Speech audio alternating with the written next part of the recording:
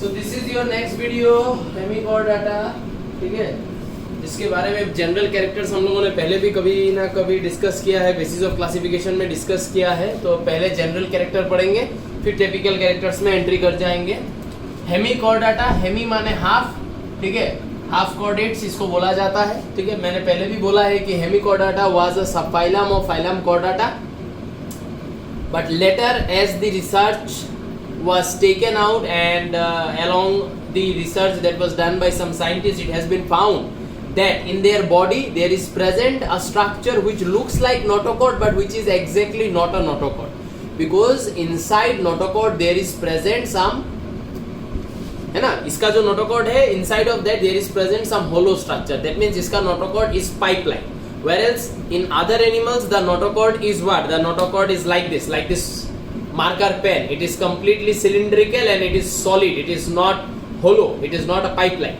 Is not it? So because it has a notochord like looking structure, hence इसको half chordate या फिर hemichordata बोला गया है।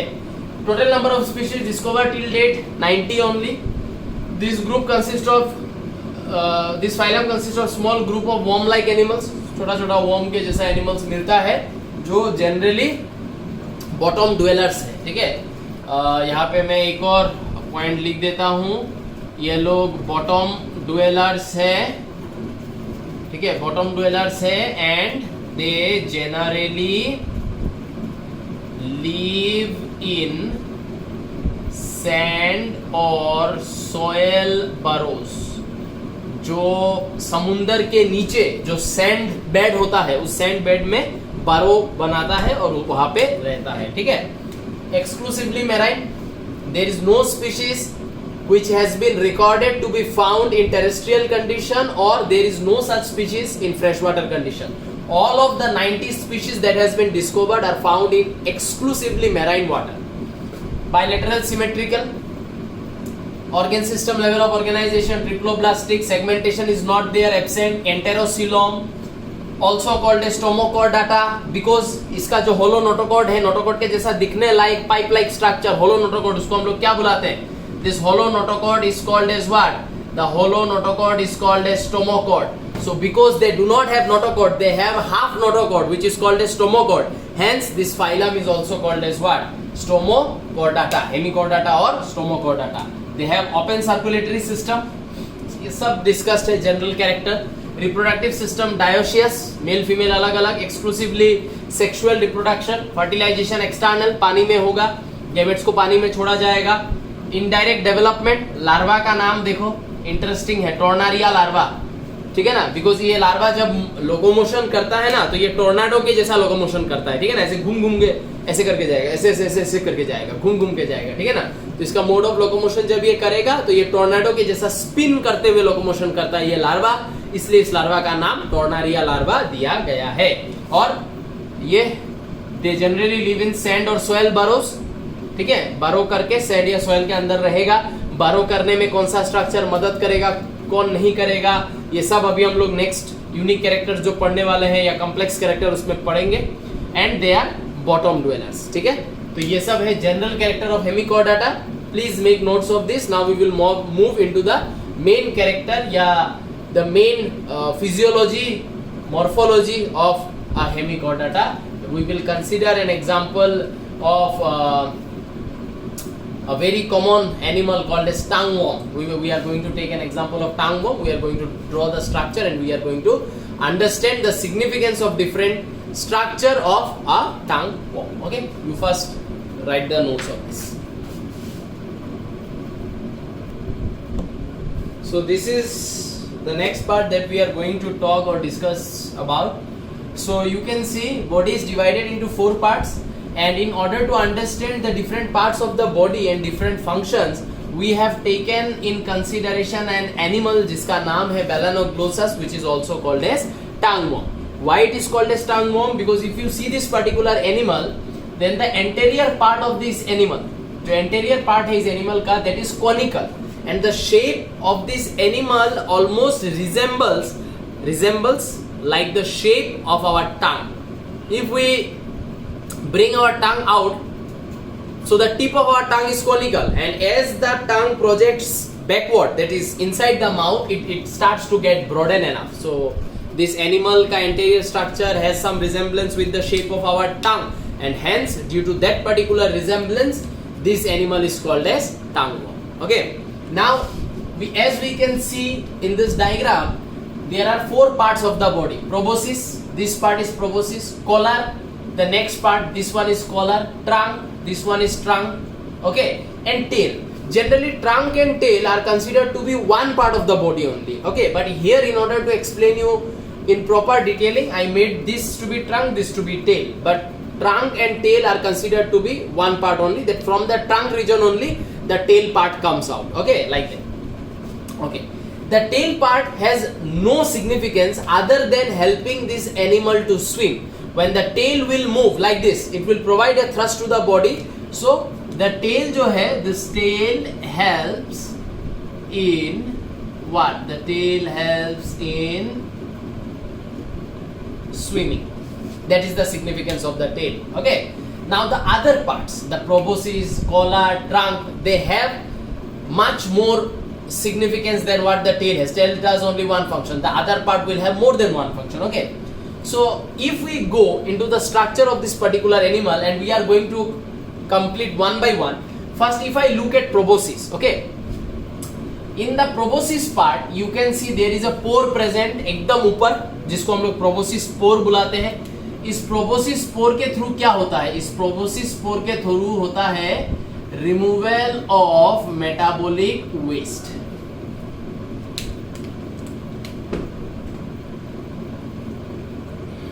रिमूवल ऑफ मेटाबॉलिक वेस्ट होता है. ठीक है, अच्छा, इसके बाद इस एनिमल का प्रोबोसिस पोर के ठीक नीचे यू कैन सी एक रेड कलर में एक स्पेस बनाया हुआ है. उस स्पेस को मैंने बकल डाइवर्टिकुलम बोला है.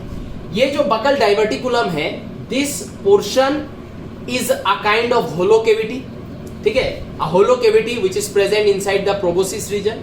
और ये जो होलो कैविटी होता है बकल डाइवर्टिकुलम, ये बकल डाइवर्टिकुलम के अंदर बहुत सारा चीज पाया जाता है. क्या क्या पाया जाता है? पोजेसिंग स्टोमोकॉड. देखो, इस ऑर्गेनिज्म के बॉडी में एक नोटोकॉड जैसा स्ट्रक्चर पाया जाता है. मैं बार बार बोल रहा हूँ, एंड होलो नोटोकॉड जिसका नाम है स्टोमोकॉड. एंड इस ऑर्गेनिज्म के पूरे बॉडी में वो स्टोमोकॉड कहाँ प्रेजेंट है? वो स्टोमोकॉड प्रेजेंट है प्रोबोसिस के अंदर.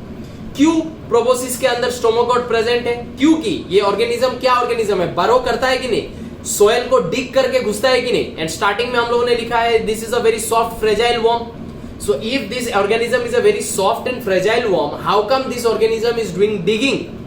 And whenever this organism will have to dig, it will have to have a portion which is conical enough to help in digging, as well as that particular portion should have some rigidity, some solidarity, okay, some strength.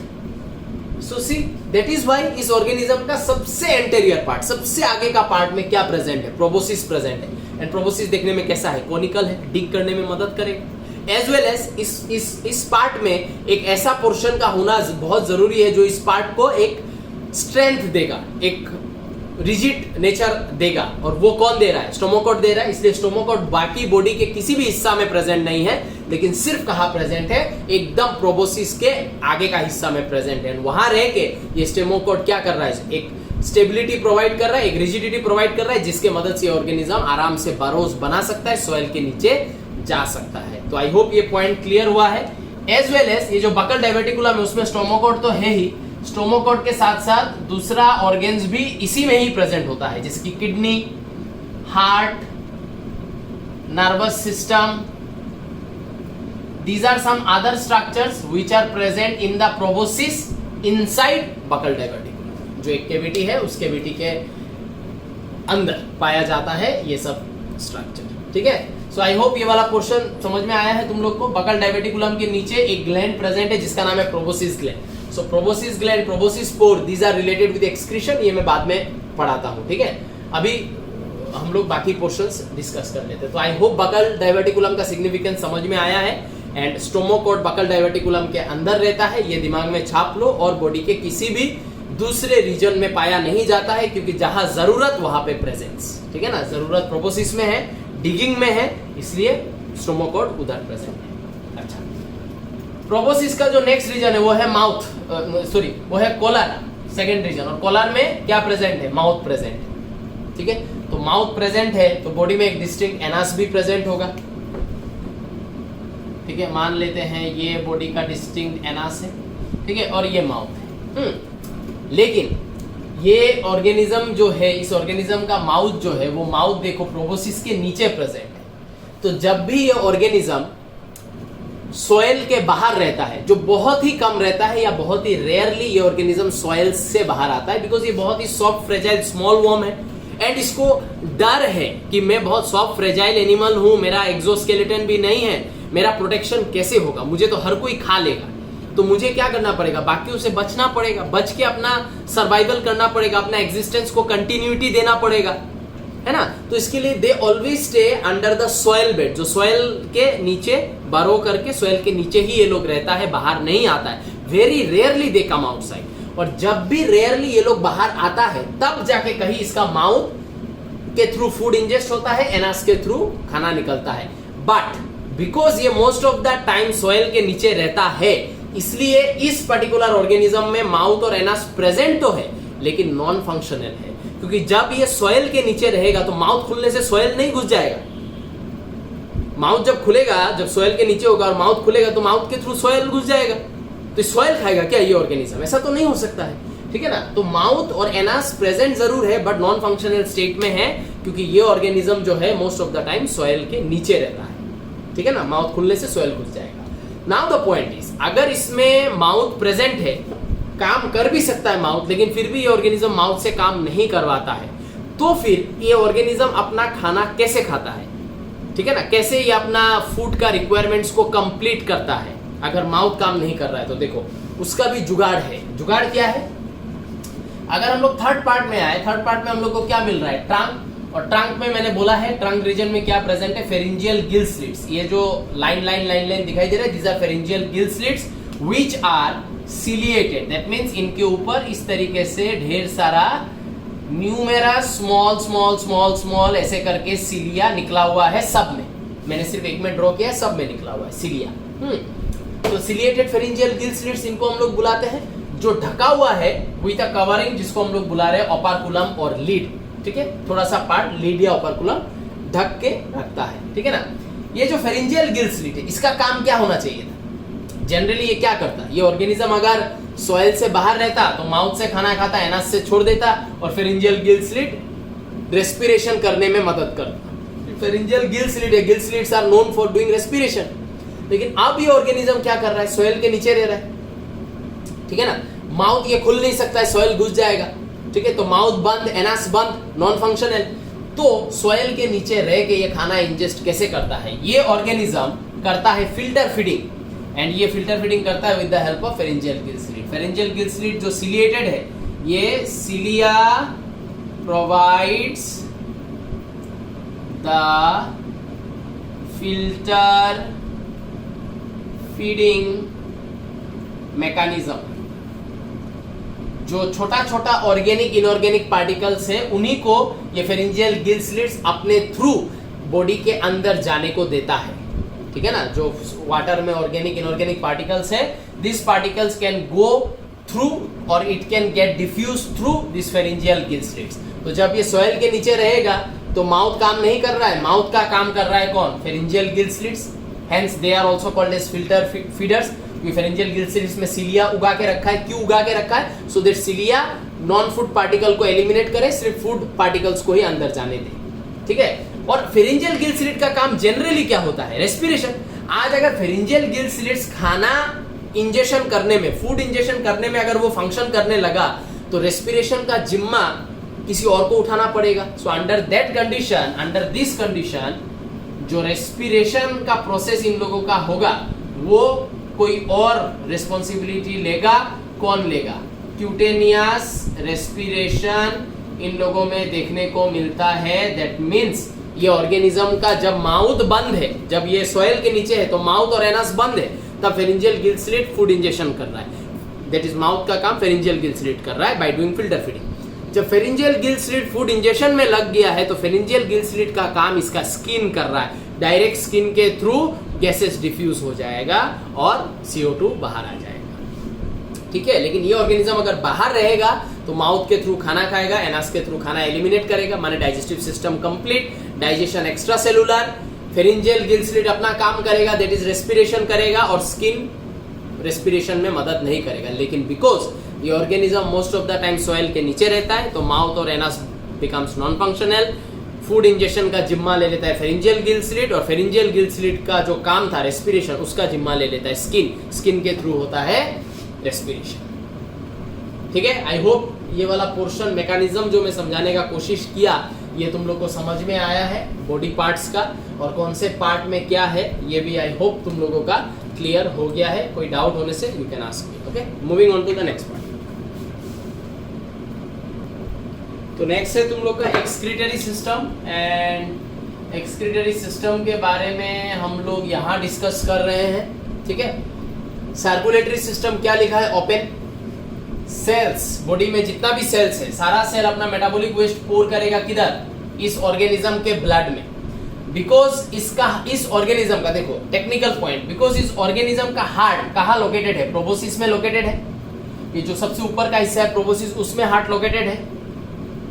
तो blood को अगर body में pump होना है, circulate होना है, दो open circulatory system है ब्लड, बट ब्लड को तो सर्कुलेट होना पड़ेगा, तो ब्लड को पंप होने के लिए कहाँ जाना पड़ेगा, हार्ट में जाना पड़ेगा। Heart is the pumping station of the blood in our body. ठीक है ना, तो हार्ट में जाएगा मतलब वो ब्लड पूरे बॉडी में घूम के वो ब्लड किधर जाएगा, फाइनली प्रोबोसिस के अंदर जाएगा, हार्ट के अंदर घुसेगा, वहां से पंप होगा, वापस निकल के आएगा। पॉइंट, ये ब्लड जब बॉडी में घूम रहा है तब बॉडी का डिफरेंट सेल अपना मेटाबॉलिक वेस्ट को ब्लड में डाल रहा है। वो ब्लड जब प्रोबोसिस में जाता है हार्ट से पंप होने के लिए, तो प्रोबोसिस में कौन प्रेजेंट है, प्रोबोसिस ग्लैंड, वो क्या करता है, ब्लड से मेटाबॉलिक वेस्ट को उठा लेता है। So cells pours metabolic waste into blood, जो बॉडी में पूरा रैंडमली घूमेगा, ओपन कैविटी में घूमेगा क्योंकि ओपन सर्कुलेटरी सिस्टम है। वो ब्लड जब प्रोबोसिस में पहुंचेगा to get pumped by the heart, तब वो ब्लड प्रोबोसिस ग्लैंड के थ्रू गुजरेगा, और जब प्रोबोसिस ग्लैंड के थ्रू गुजरेगा, प्रोबोसिस ग्लैंड क्या करेगा, मेटाबॉलिक वेस्ट को उठा लेगा। ठीक है, रिसीव कर लेगा, और मेटाबॉलिक वेस्ट को उठाने के बाद ये प्रोबोसिस ग्लैंड क्या करेगा, it eliminates those metabolic waste via proboscis pore. ये उठाता है और इसका इंटरनली लिंक है प्रोबोसिस पोर के साथ, प्रोबोसिस पोर के थ्रू मेटाबॉलिक वेस्ट को बाहर कर देता है। तो एकदम सिंपल है, एक्सक्रीटरी सिस्टम ज्यादा टफ नहीं है। ठीक है, तो ये एक्सक्रीटरी सिस्टम का नोट, ये जो अभी समझाया बॉडी फॉर्म, उसके नीचे ये लिख के रख सकते हो, मिटाया नहीं, सो दैट ये कनेक्शन में बना सको, हार्ट ग्लैंड इस सबका कनेक्शन बना सको, इसलिए मैं इसको मिटाया नहीं अभी। ठीक है, इसको वापस से ड्रॉ करने का जरूरत नहीं है, ये जो भी समझाया इसको अच्छे से वर्ड्स में बना के अगर लिख दोगे तो क्लियर रहेगा कंसेप्ट। ठीक है, तो राइट दिस। तो ये है हेमिकोडाटा का 2 पॉइंट जो मैं ऑलरेडी डिस्कस कर चुका हूँ, फिर भी तुम लोग को लिखने के लिए आसानी हो इसलिए मैंने यहाँ पे नोट दे दिया है। पहला point, why they are called as tongue mob, because their proboscis and collar resembles to the shape of the tongue. And second point, why they are called as ciliary or filter feeder, because they allow the organic particles or some microscopic particles to enter through the pharyngeal gill slit, ठीक है, which is lined by cilia. Cilia does the filtering, cuts out the non-food particle, allows the food particle to enter inside, and in that way they do their food ingestion. यही 2 point लिखा हुआ है, तो तुम लोग video pause करके board से ये सब पॉइंट देख के लिख लेना। अब हम लोग मूव करेंगे टुवर्ड्स फाइलम कॉर्डाटा। ठीक है, सो यहाँ पे अभी हम लोग डिस्कस करेंगे regarding phylum chordata. And when we start any particular phylum, हमको पता है हमको फाइलम कॉर्डाटा को थोड़ा डिटेलिंग में पढ़ना है, लेकिन जब भी हम लोग कोई भी फाइलम स्टार्ट करते हैं तो जनरल कैरेक्टर तो होता ही है। अभी फाइलम कॉर्डाटा में क्या क्या होगा, जो सबसे टॉप मोस्ट कैरेक्टर होगा सब इसमें प्रेजेंट होगा। Close circulatory system, complete digestive system, extra cellular digestion, bilateral symmetry, organ system, level of organisation, enterocoelom, जो जनरल कैरेक्टर्स है वो तो होगा ही, वो और मैं नहीं लिखा।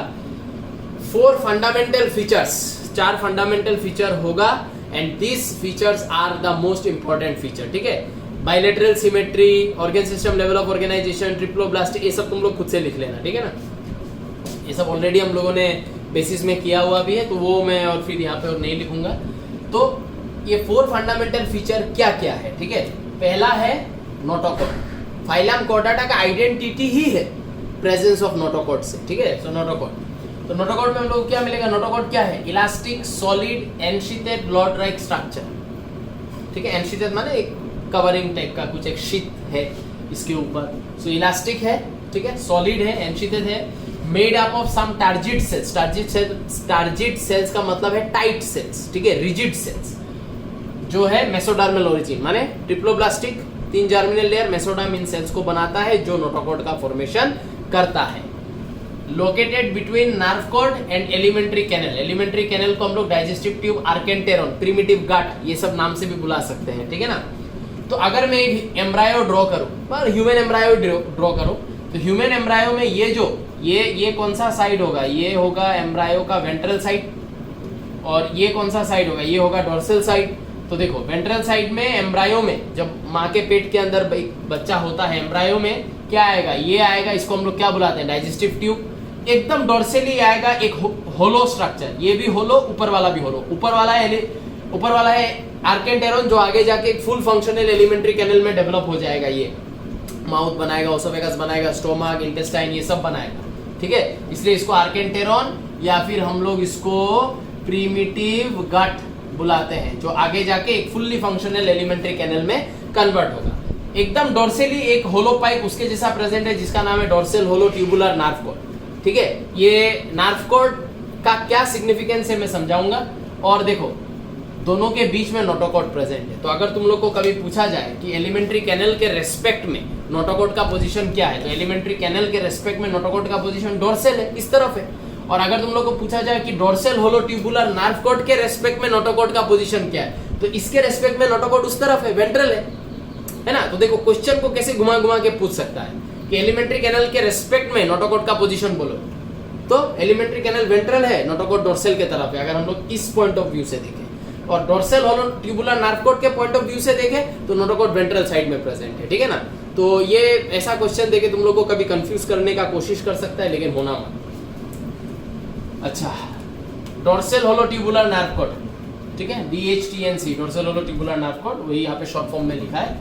क्या लिखा है, प्रेजेंट एबव नोटोकॉर्ड, ब्रैकेट लिख देंगे डोर्सली, डोर्सल साइड में नोटोकॉर्ड के ऊपर प्रेजेंट है, ठीक है ना। तो present above notochord and this dorsal hollow tubular nerve cord can differentiate into brain, spinal cord. लेकिन ये dorsal hollow tubular nerve cord सब में ब्रेन या स्पाइनल कॉर्ड में डिफरेंशिएट नहीं करता है। ये उन्हीं में ब्रेन या स्पाइनल कॉर्ड में डिफरेंशिएट करता है जिनमें ब्रेन को प्रोटेक्शन देने के लिए क्या प्रेजेंट है, मुंडी, ये हमारा ब्रेन बॉक्स, क्रेनियम, इसके अंदर हमारा ब्रेन प्रोटेक्टेड है कि नहीं। तो जिनमें क्रेनियम या ब्रेन बॉक्स प्रेजेंट है एंड जिनमें वर्टिब्रल कॉलम प्रेजेंट है, ये हमारा बैकबोन, मेरुदंड, ठीक है। तो वर्टिब्रल कॉलम के अंदर स्पाइनल कॉर्ड प्रोटेक्टेड है एंड क्रेनियम के अंदर ब्रेन प्रोटेक्टेड है।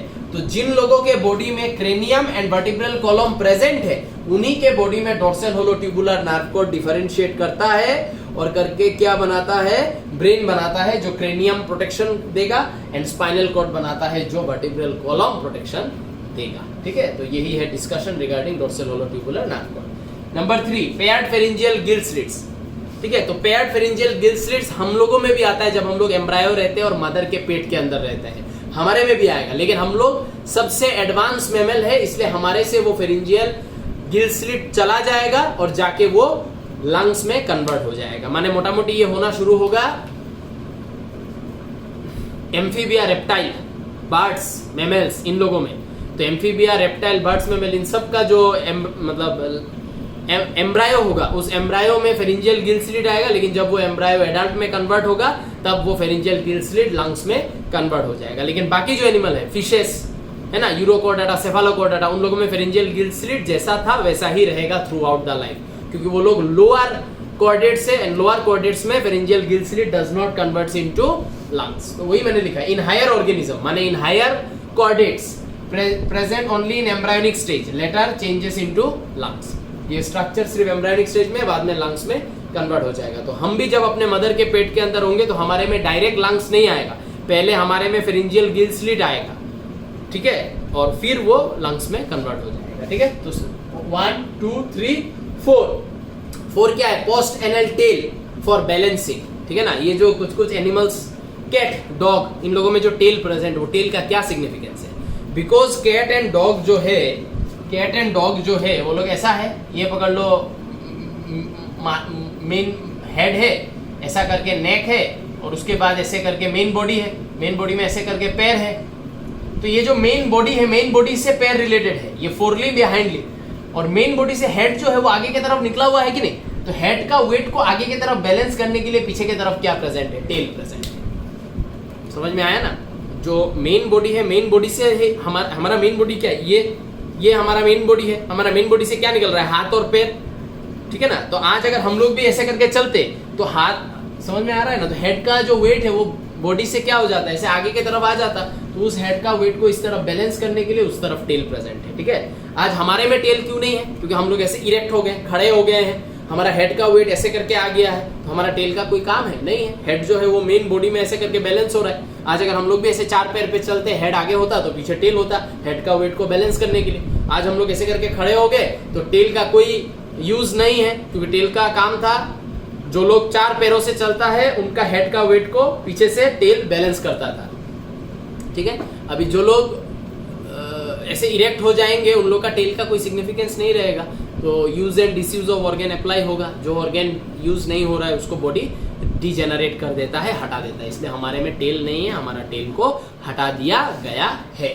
तो ये है 4 important characteristics of phylum Chordata. इसके साथ अगर तुम लोग और भी कुछ जनरल कैरेक्टर लिखना चाहो, bilateral symmetry, organ system level of organisation, triploblastic, complete digestive system, exclusive extra cellular digestion, ये सब लिख सकते हो। क्लोज सर्कुलेटरी सिस्टम, ठीक है, यूरोकॉर्डाटा में ओपन है, बाकी सब में क्लोज है, तो ये सब लिख सकते हो, ठीक है। तो ये है हमारा पहला 4 फंडामेंटल कैरेक्टरिस्टिक जो डिस्कस करना था। अब हम लोग आगे चलेंगे। तो यहाँ पे अभी हम लोग एक जनरल क्या बोले डिस्टिंग्विश कर रहे हैं between chordates and non chordates, ठीक है ना। ये क्वेश्चन बहुत ज़्यादा तुम लोगों का MCQ क्वेश्चंस में भी हेल्प करेगा, एज वेल एज इसके ऊपर बहुत क्वेश्चन सब्जेक्टिव एग्जाम में भी आता है। तो एक तरफ हम लोगों ने कॉर्डेट लिखा, एक तरफ नॉन कॉर्डेट, एंड कंपेयर करेंगे कैरेक्टर। कॉर्डेट में नोटोकॉर्ड प्रेजेंट, नॉन कॉर्डेट्स में एब्सेंट, इसलिए नाम ही है नॉन कॉर्डेट्स। फाइलम 1 से फाइलम 10 हेमिकॉर्डाटा तक। सेंट्रल नर्वस सिस्टम कॉर्डेट्स में डोर्सली प्रेजेंट है, अभी डायग्राम में हम लोगों ने देखा डोर्सल साइड में प्रेजेंट है। होलो है, अभी हम लोगों ने देखा dorsal hollow tubular nerve cord. Single है, एक ही नर्व कॉर्ड है, ठीक है ना। इन नॉन कॉर्डेट CNS जो है वो है वेंट्रली प्रेजेंट, देखो उल्टा, डोर्सल वेंट्रल उल्टा हो गया, वेंट्रल साइड में प्रेजेंट है। सॉलिड है, हमारा होलो है, उनका सॉलिड है, एंड डबल है। हम लोगों ने देखा है बहुत सारा, हम लोगों ने नर्वस सिस्टम ड्रॉ किया है, उनमें हम लोगों ने देखा डबल नर्व कॉर्ड का प्रेजेंस। अच्छा, कॉर्डेट्स में फेरिंग्स में गिल स्लिट्स प्रेजेंट होता है, गिल्स नहीं, ठीक है, गिल स्लिट्स प्रेजेंट होता है, गिल्स नहीं। जबकि नॉन कॉर्डेट्स में गिल स्लिट्स आर एब्सेंट, क्योंकि उन लोगों में एक होल कंपाउंड गिल्स रहता है, जैसे कि आर्थ्रोपोड में भी हम लोगों ने गिल्स देखा है ना, तो उन लोगों में एक कंपाउंड गिल्स रहता है। लेकिन in case of chordates gills जो है उसमें कुछ डिविजन्स आ जाता है, गिल स्लिट्स बन जाता है, ठीक है। हार्ट इज वेंट्रल, इन लोगों में अगर हार्ट प्रेजेंट है देन डोर्सली प्रेजेंट होगा, ठीक है। हमारा हार्ट इधर है, इधर ये हमारा कौन सा साइड हुआ, वेंट्रल साइड, तो heart is ventral in non chordates. अगर हार्ट प्रेजेंट है तो डोर्सल साइड में प्रेजेंट होता है। पोस्टेरियर टेल प्रेजेंट, अभी देखा जनरल कैरेक्टरिस्टिक में बैलेंस करने के लिए प्रेजेंट है, इन लोगों में एब्सेंट है। Gut is ventral to nerve cord, अभी हम लोगों ने देखा कि नहीं, एलिमेंट्री कैनल जो है वो नर्व कॉर्ड के रेस्पेक्ट में किधर है, वेंट्रल साइड में है। नर्व कॉर्ड एकदम डोर्सल में है, बीच में notochord, alimentary canal ventral side में। तो नर्व कॉर्ड के रेस्पेक्ट में वो कौन से साइड में हुआ, वेंट्रल।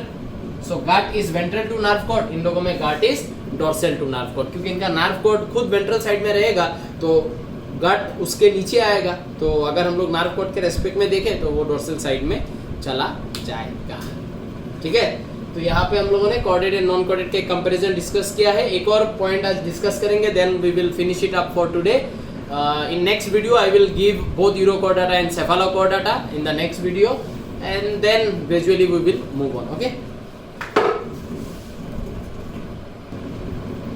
तो यहाँ पे हम लोगों ने फाइलम कॉर्डाटा को जो है 2 सब ग्रुप में हम लोगों ने डिवाइड किया है on the basis of presence और एब्सेंस ऑफ क्रेनियम, माने ब्रेन बॉक्स है या ब्रेन बॉक्स नहीं है, उसके बेसिस पे हम लोगों ने 2 सब ग्रुप में डिवाइड किया है फाइलम कॉर्डाटा को। पहला सब ग्रुप का नाम क्या है, एक्रेनिएटा और प्रोटोकॉर्डेट, और दूसरे का नाम क्या है, क्रेनिएटा और यूकॉर्डेट, ठीक है। तो तो एक्रेनिएटा या प्रोटोकॉर्डेट जो है, नाम से देखो बहुत कुछ समझ में आ जाए। ए माने नो, क्रेनिएटा माने brain box, so no brain box is present. Protochordate, proto माने पुराना, that means these are primitive chordates, ठीक है। प्रोटोकॉर्डेट का मतलब होता है, प्रोटो माने होता है primitive, so they are primitive chordates. Craniata माने ब्रेन बॉक्स है। यूकॉर्डेट, यू का माने होता है modern, that means these are new chordates, so these are new modern chordates, these are primitive और प्रोटोकॉर्डेट, ठीक है। नो ब्रेन बॉक्स और cranium is present, brain box is present.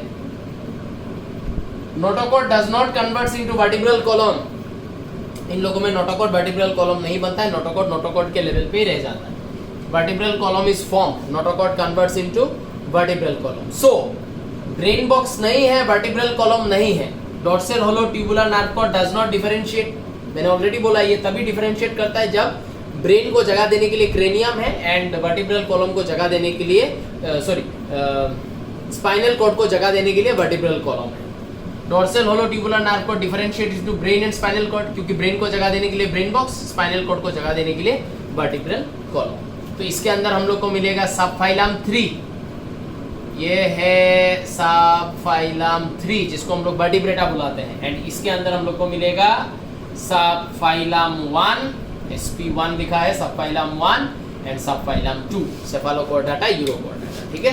So next class के discussion में हम लोग यूरोचोर्डाटा and सेफालोचोर्डाटा के बारे में डिटेलिंग में पढ़ेंगे, then we will enter inside the vertebrata. And there is one question जो बहुत ज्यादा जनरली बोर्ड लेवल पे आता है, all vertebrates are chordates, all vertebrates are chordates but all chordates are not vertebrates। इसके बारे में शायद मैंने पहले भी तुम लोग को बोला है, all vertebrates वो ऑर्गेनिज्म है जो वर्टिब्रेटा के अंदर आएगा। all vertebrates are chordates but all chordates are not vertebrates। Obviously statement से समझ में आ रहा है, ऑल वर्टिब्रेट्स आर कॉर्डेट्स, क्यों? क्योंकि सब वर्टिब्रेट के पास नोटोकॉर्ड प्रेजेंट है और फिर वो नोटोकॉर्ड वर्टिब्रल कॉलम में कन्वर्ट हो जाता है। So all vertebrates are chordates because they have notochord present, but all chordates are not vertebrates because इन लोगों में भी क्या होता है, नोटोकॉर्ड आता है, hence they are also chordate but they can not be vertebrate because their notochord does not converts into vertebral column। समझ में आया ना? Hence all vertebrates are chordates, notochord है vertebral column में convert हो जाता है। So all vertebrate are chordates because they have notochord at one stage of their life which changes into vertebral column, but all chordates are not vertebrates, they are chordates, they have notochord but their notochord does not converts into vertebral column। So this is the meaning of this statement, okay। So यहाँ पे आज we are stopping right here today, and in the next class we will discuss about the characters of Urochordata and Cephalochordata। that is only what I will give in my Saturday का video, okay। तो इसका अच्छे से note बना लो, doubts होने से पूछने का, ठीक है। चलो बाय बाय।